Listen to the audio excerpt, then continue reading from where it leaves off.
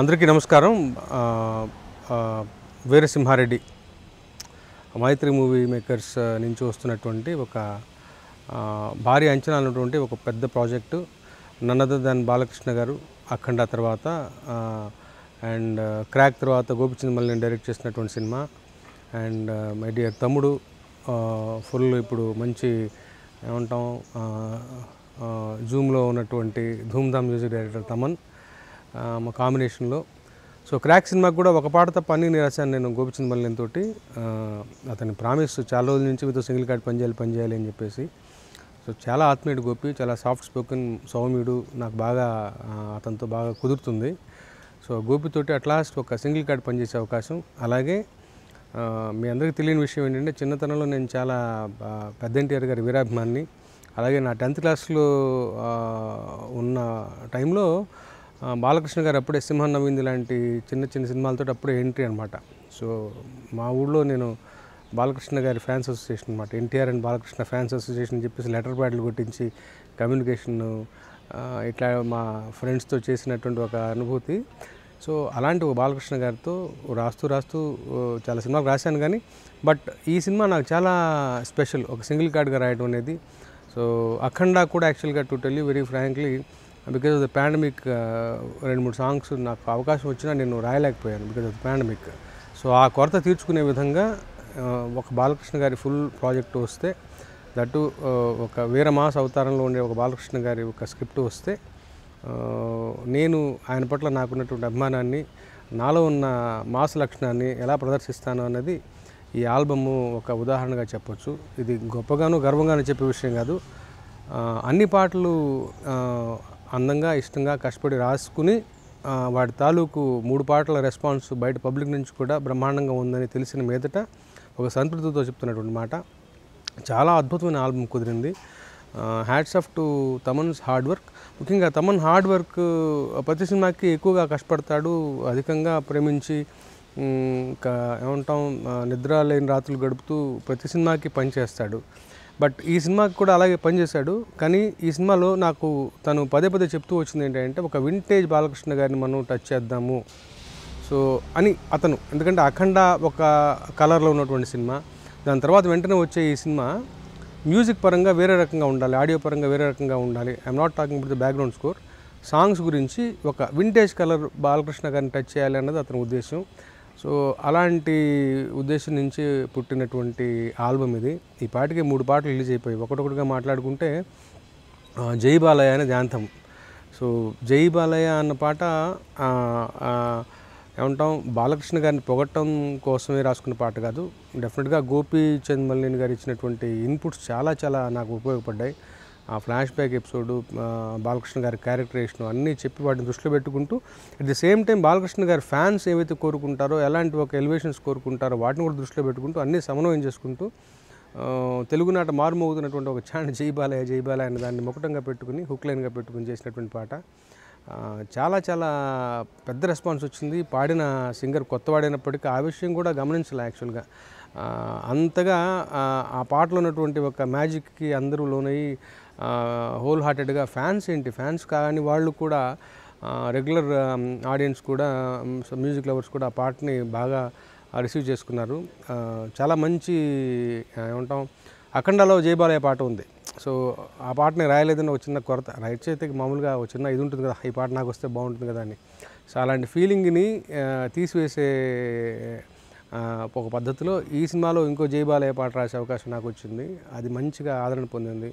రెండో పాట సుగుణ సుందరి. ఇందాక వింటేజ్ అని చెప్పాను. సో ఆ వింటేజ్ పాతకాలపు దృష్టిలో ఎందుకు మనం చేయకూడదు అన్న ఒక ఉద్దేశంతో వాంటెడ్గా చీమ కుట్టింది అనేటువంటి ఒక మాస్ మీటర్ని పట్టుకుని, అలాగే సుగుణ సుందరి లాంటి ఒక ఏమంటాం పాతకాలపు మాటని ఇవాళ ఆడియన్స్కి ఇస్తే ఎందుకు తీసుకోరు అన్న ఒక ఆలోచనతో సుగుణ సుందరి అన్న ఒక నోస్టాలజియా టచ్ చేసినట్టు అవుతుందని.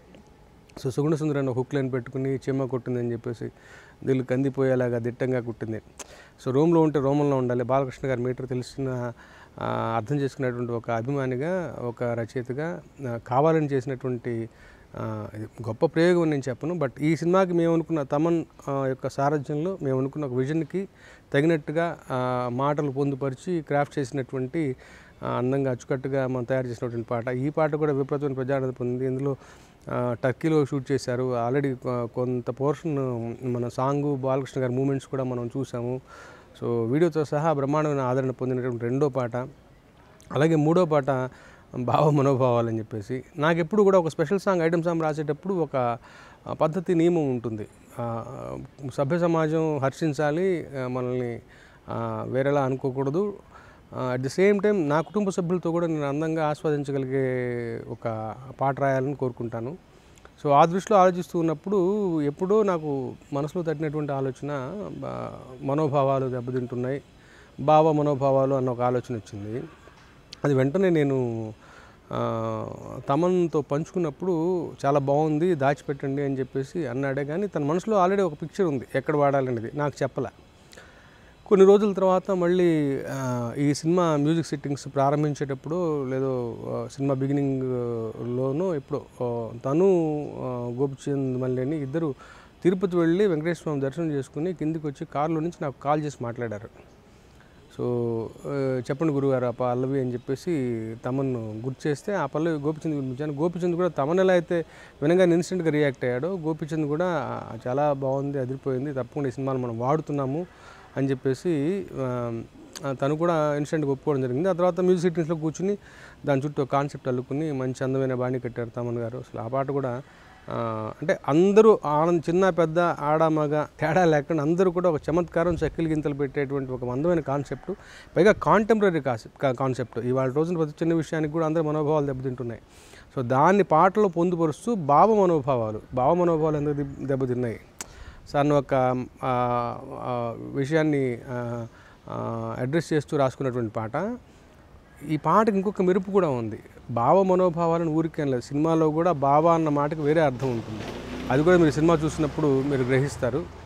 సో అట్లా ఈ మూడు పాటలు కూడా రిలీజ్ చేయడమే తరువాయి వితిన్ ఏమంటాం, నాకు ఈ నంబర్స్ తెలియదు కానీ బట్ చాలా తక్కువ సమయంలోనే ఎక్కువ లైక్స్, ఎక్కువ వ్యూస్ సంపాదించినటువంటి ఏమంటాం అగ్రశ్రేణి ఏమంటాం గీతాల్లో ఈ మూడు పాటలు కూడా చోటు చేసుకోవడం నాకు చాలా చాలా సంతోషాన్ని ఇచ్చే విషయం.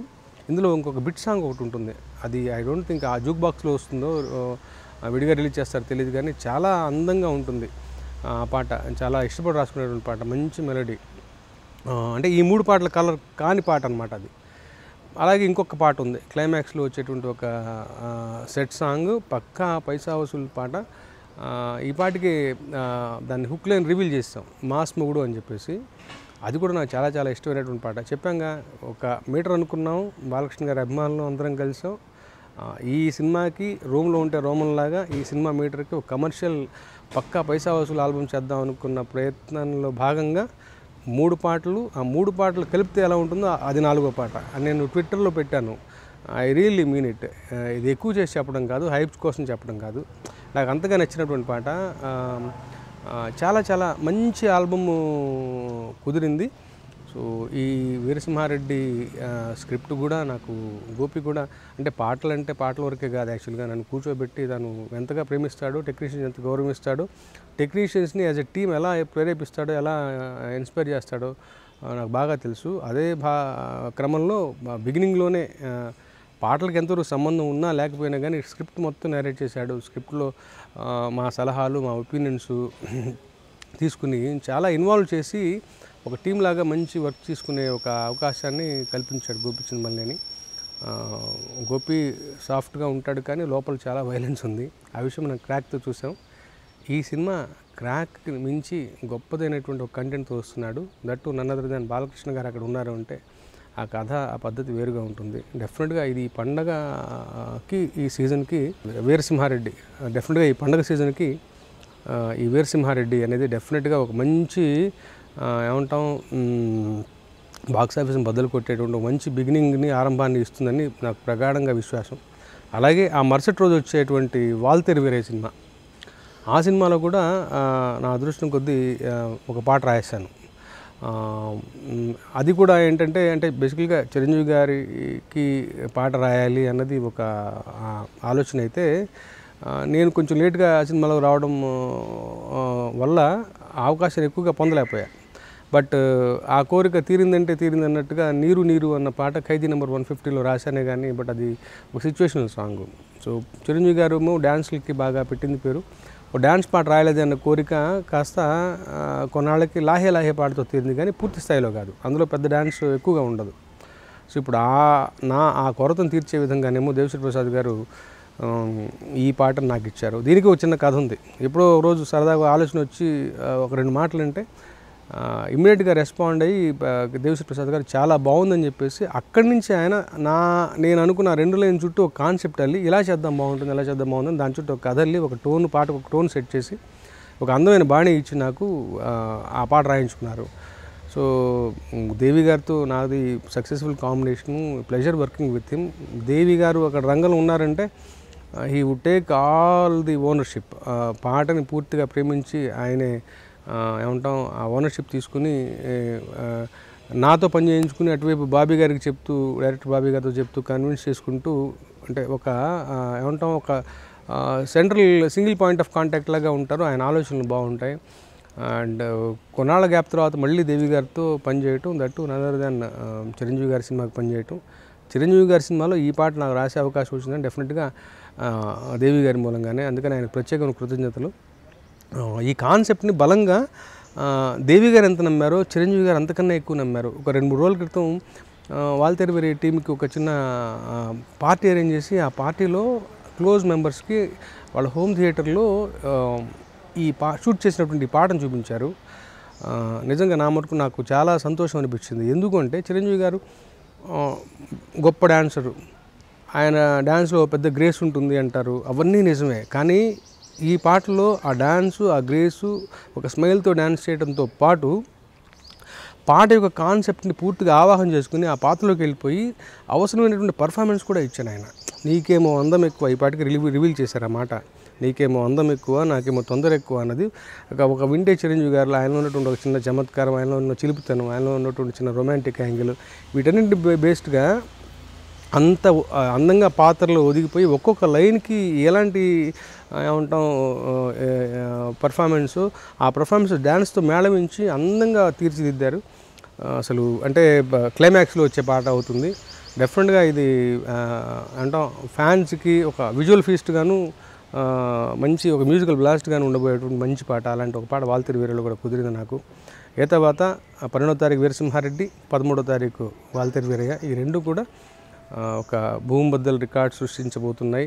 ఈ 2 సినిమాలు కూడా అగ్ర నిర్మాణ సంస్థ మైత్రి మూవీ మేకర్స్, నాకు బాగా కావాల్సిన వాళ్ళు నవీన్ గారు, రవి గారు అందరూ. సో వీళ్ళ బ్యానర్ ద్వారా వస్తున్నటువంటి ఈ 2 పెద్ద సినిమాలు ఖచ్చితంగా ఘన విజయాన్ని సాధించి రికార్డ్స్ని బద్దలు కొడతాయని ఈ 2 సినిమాల మూలంగా మరొకసారి మైత్రి మూవీస్తో నా భాగస్వామ్యం కొనసాగుతున్నందుకు వారికి కృతజ్ఞతలు తెలియజేసుకుంటూ థ్యాంక్ యూ సో మచ్.